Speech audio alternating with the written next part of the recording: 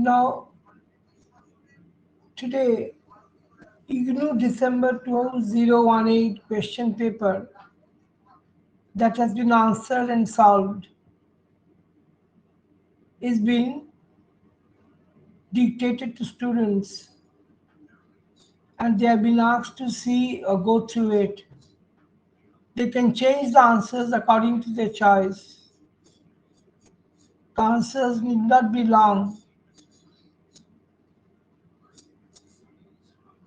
The answers can be within the limit of the short notes or the number marks that is written beside the answer. December 2018 is 3 hours, maximum marks is 100. You have to answer question number 1, which is compulsory in any 4 questions. All questions carry equal marks. So you have to write notes on any 2 languages, on any 2 of the following 20 marks. A. First is the origins of language. Under this answer, direction will be, you have to mention the points. First point is evolutionary process, biological foundations. The study of the origins of the language often involves examining the biological underpinnings of human cognition, genetic mutations, and brain development, particularly in areas like Broca's and Wernicke's regions, are considered significant factors in the evolution of language. Then the point comes social evolution. Language is seen as a tool that emerged to enhance social cooperation and communication among early human groups. The ability to share information, coordinate activities within a community provided an adapted advantage. Then comes the point gesture and vocalization. Gesture theory. Some theories purpose that language originated from manual gestures.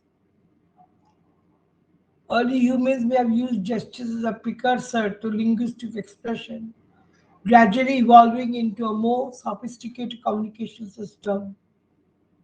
Then comes the point vocalization and proto-language. Proto-language, the transition from gestures to vocalization, is another aspect of language evolution.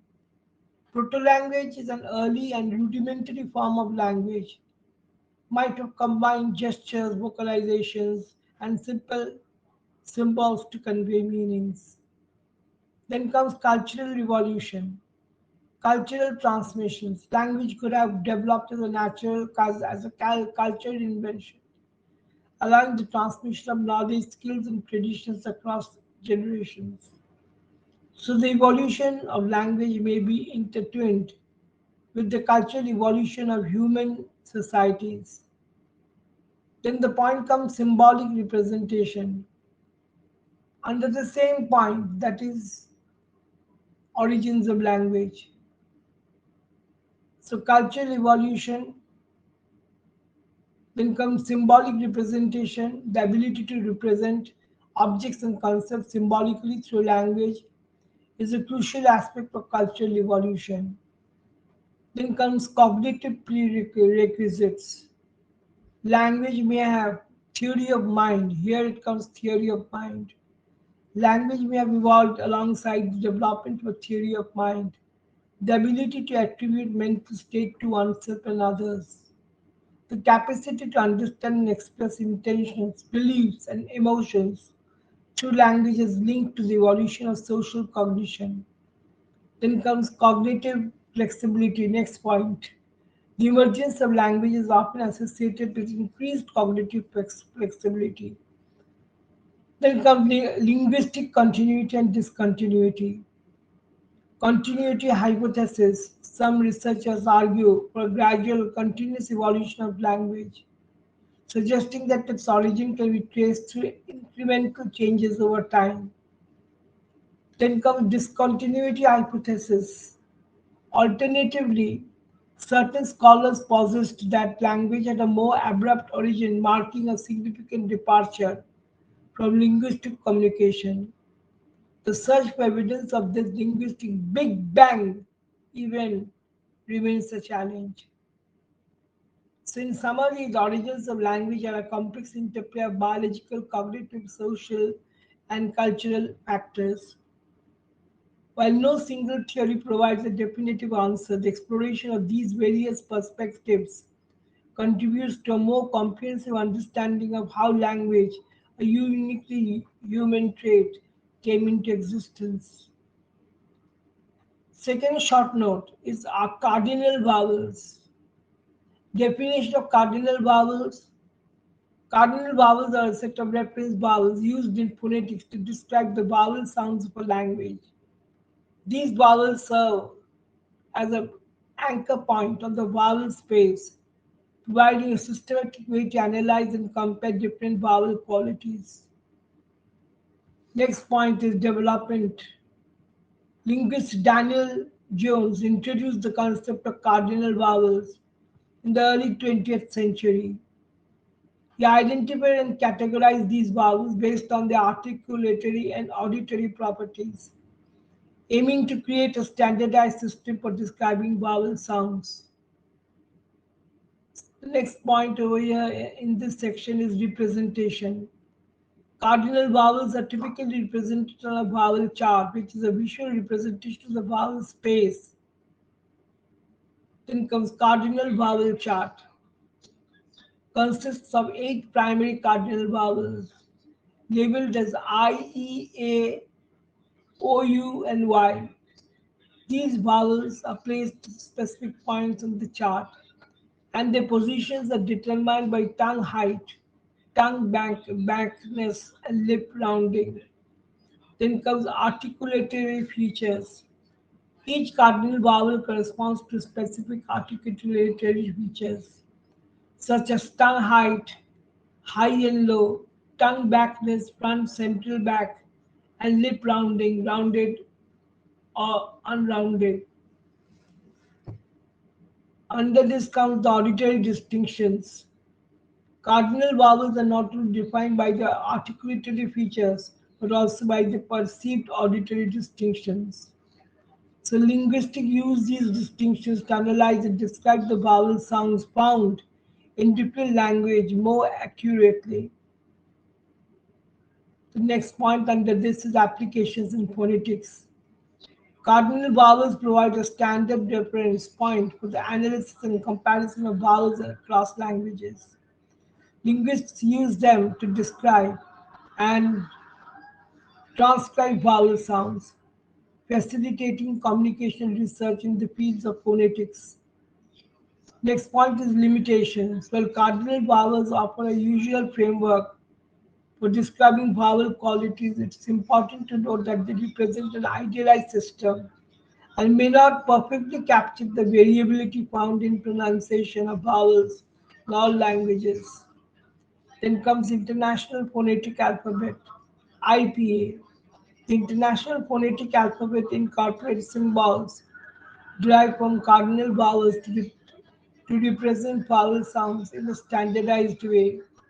This helps linguists and language learners accurately describe, transcribe, and study the pronunciation of words in different languages.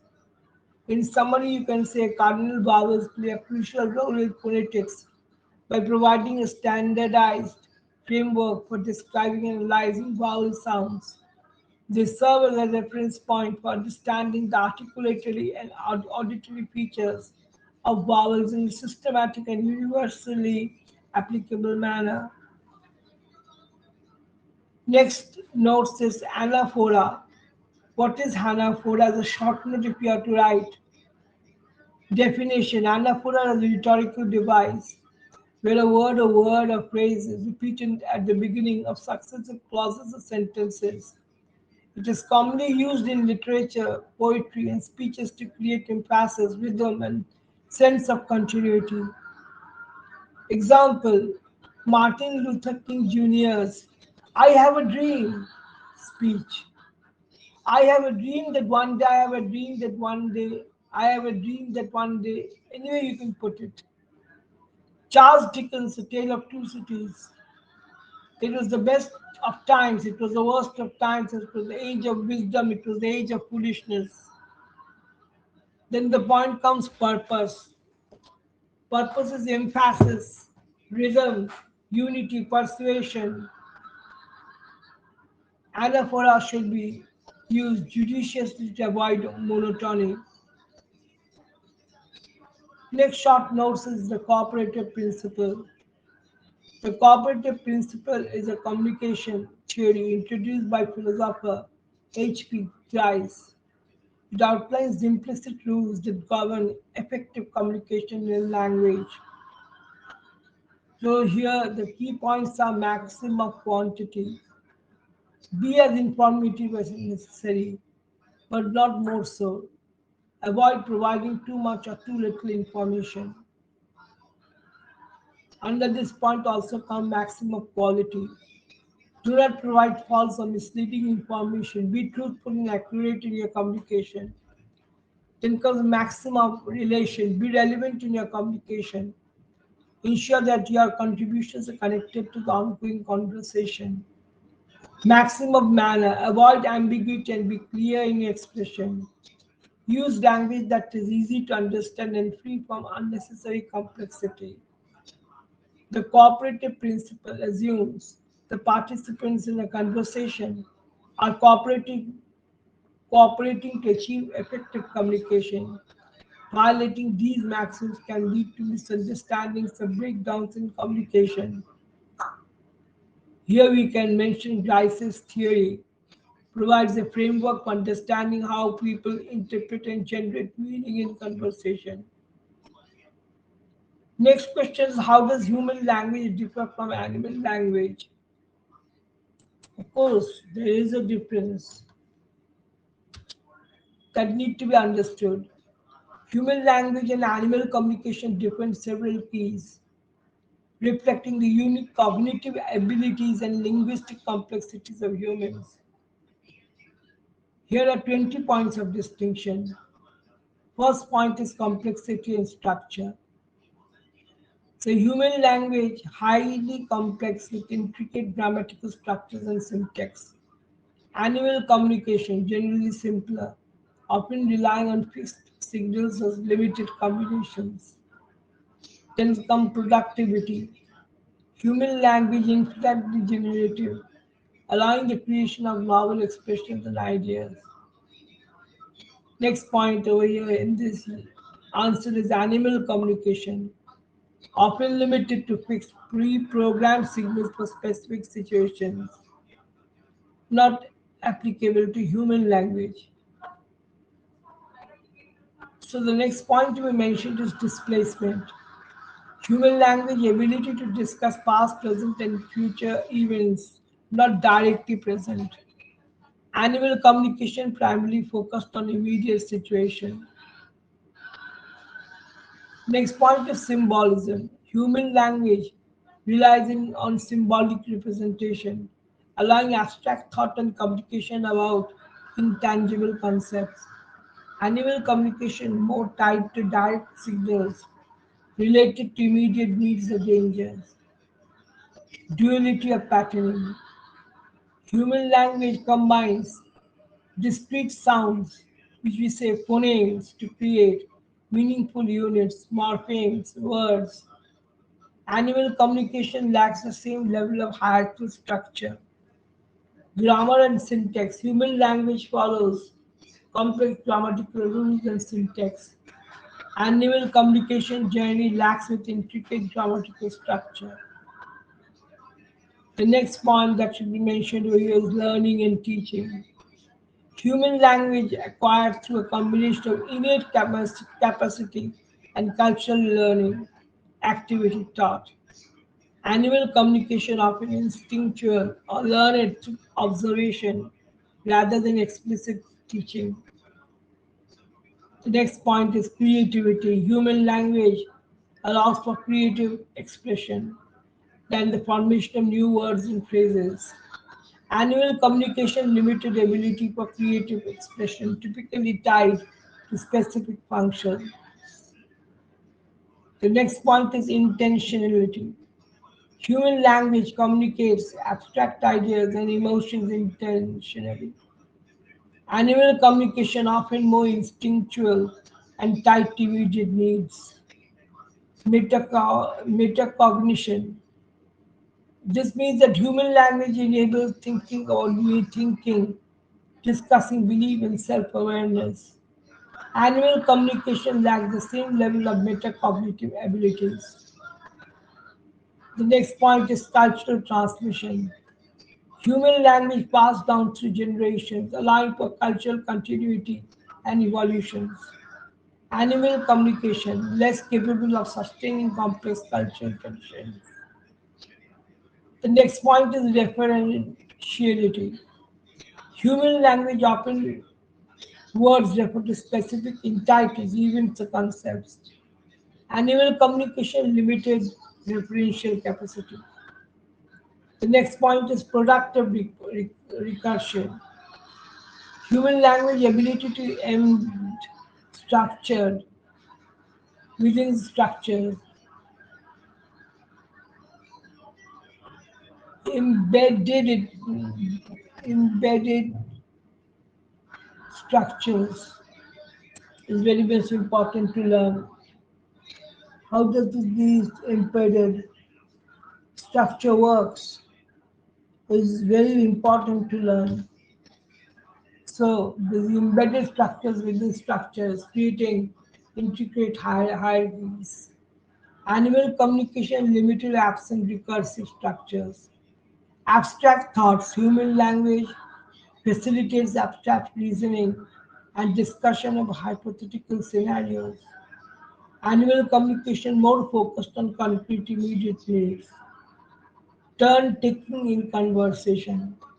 Human language allows for complex turn taking in conversation with implicit understanding of when to speak and when to listen. Animal communication typically lacks the nuanced turn taking found in human conversations. Tool used in communication. They are human language, animal communication. Human language can be used as a tool for manipulation, persuasion, cooperation. Animal communication primarily serves immediate needs rather than complex social interaction. Narrative structure, human language supports the direction of complex narrative with a beginning, middle, and an end. Animal communication primarily focuses on immediate communication rather than storytelling. Open-ended, human language open-ended and adaptable to new contexts. Animal communications often more fixed and less adaptable to diverse situations. Multimodality. Human language can be expressed through speech, writing, sign language, and various other modalities. Animal communication typically limited to specific modalities, for example, vocalization, body language. Then comes self-reflection. Human language allows for explicit self-reflection and discussion of personal thoughts and feelings. Animal communication lacks the same depth of self-awareness and reflective capacity. So in summary, we can say while animal communication systems are sophisticated and tailored to their needs, human language stands out for its complexity, productivity, abstraction, and cultural richness. The differences highlight the unique cognition abilities and underlie human linguistic capabilities.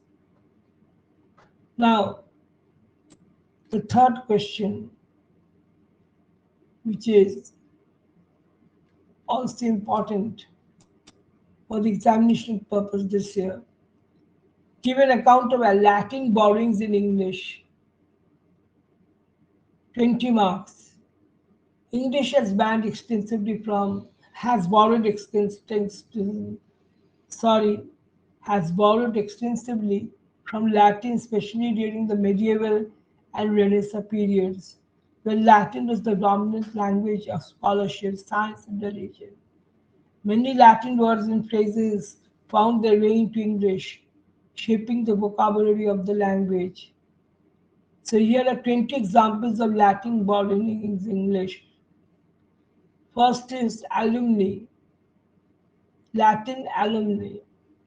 English meaning graduates or former students of school or college.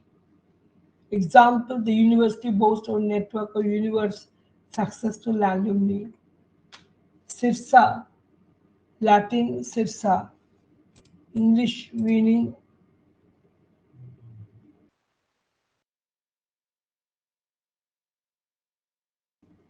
English meaning approximately or around a particular time. Example, the manuscript was written 1200 AD, etc. Latin, etc. English meaning and so forth and others and the rest. Example, the list included apples, oranges, bananas, etc. In memoriam, Latin, is in memoriam. English meaning in memoriam of someone who has died. Example, the monument was built in memoriam of the fallen soldier. Per capita, Latin per capita. English meaning per person, per unit of population. Example, the income was distributed per capita among the residents. Ad hoc, Latin ad hoc. English meaning created or done for a particular purpose as necessary. Example, they formed an ad hoc committee to address the urgent issue. Vice versa, Latin, vice versa. English meaning the other way around, conversely. He thought she was lying and vice versa. Example, gratia, Latin, example is gratia, gratia. English meaning, for example, for the sake of example, you should eat more fruits, exemplary gratia, versus Latin versus English meaning against, in contrast to. Example, the match was England versus France versus France. Aqua, Latin aqua, English meaning water. Example, the hotel offered complimentary aqua aerobics classes.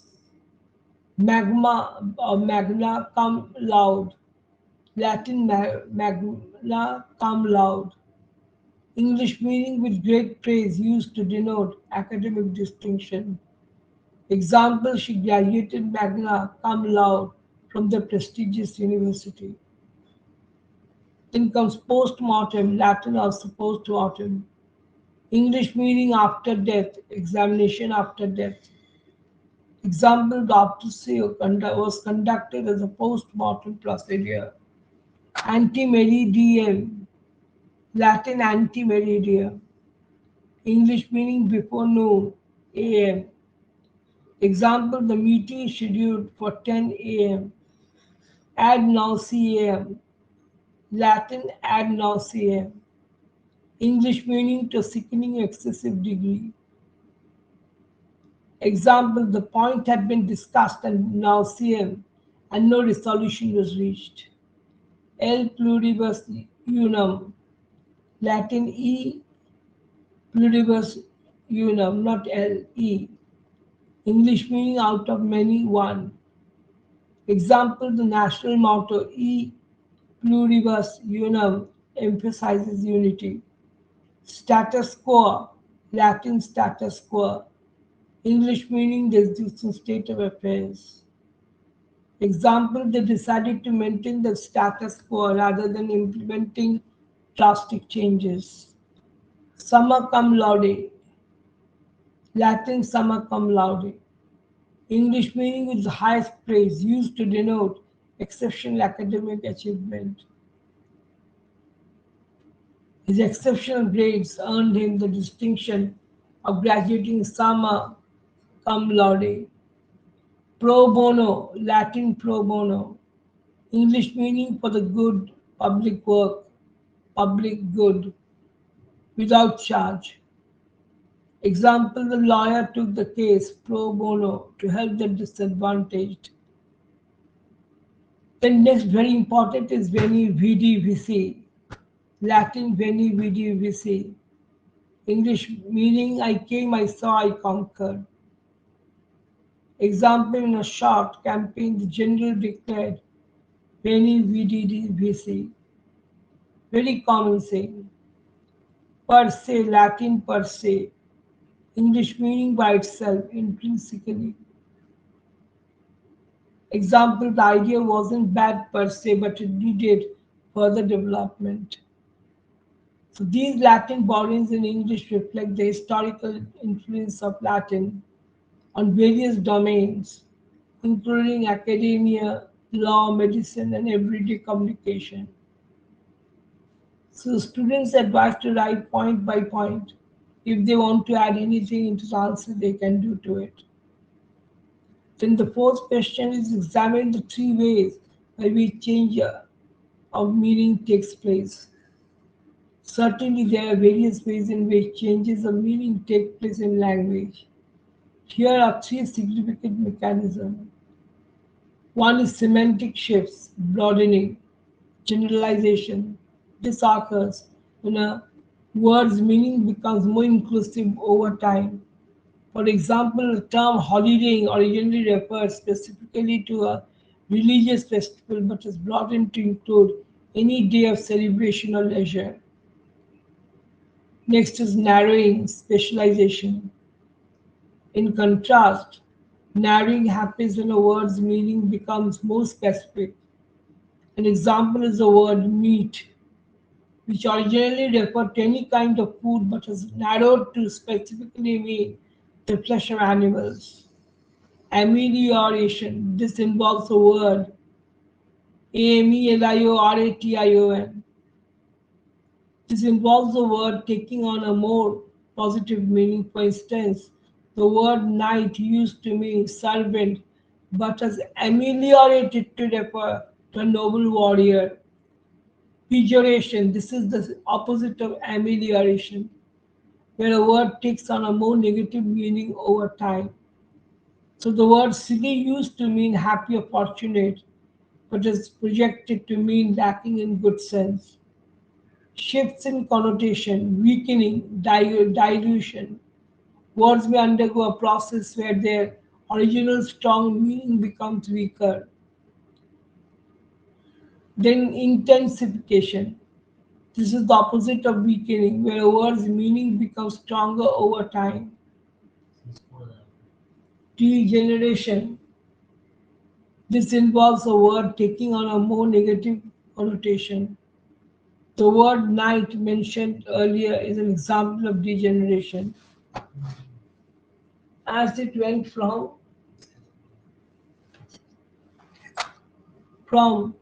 meaning servant to a negative sense. Because metaphorical extension. Metaphor words can undergo changes through metaphorical extension, where a term used in one context is applied to another related to context. Metonymy is also a figure of speech. This involves a word being used to represent something closely associated with it. The White House issued a statement is used metonymically to refer to the president of the administration, particularly of USA. These processes are natural contribute to the dramatic nature of language. They are influenced by social, cultural, historical factors. Then comes the fifth question. Fifth may not be answered by lingualism, it has already been answered in other short notes. Different discuss different types of code mixing, giving examples. This is a very important question. Code mixing is undoubtedly an important question asked in the examination. Consequences of bilingualism, individual level, cognitive benefits, social level, then comes language level, types of code mixing, intrasentential code mixing, mixing of two languages within the same sentence, intersentential code mixing, mixing occurs at the sentence level, tag switching code mixing, involves switching between languages at a specific tag points, such as the beginning or end of a sentence. Introvert code mixing involves mixing elements from two languages within a single word.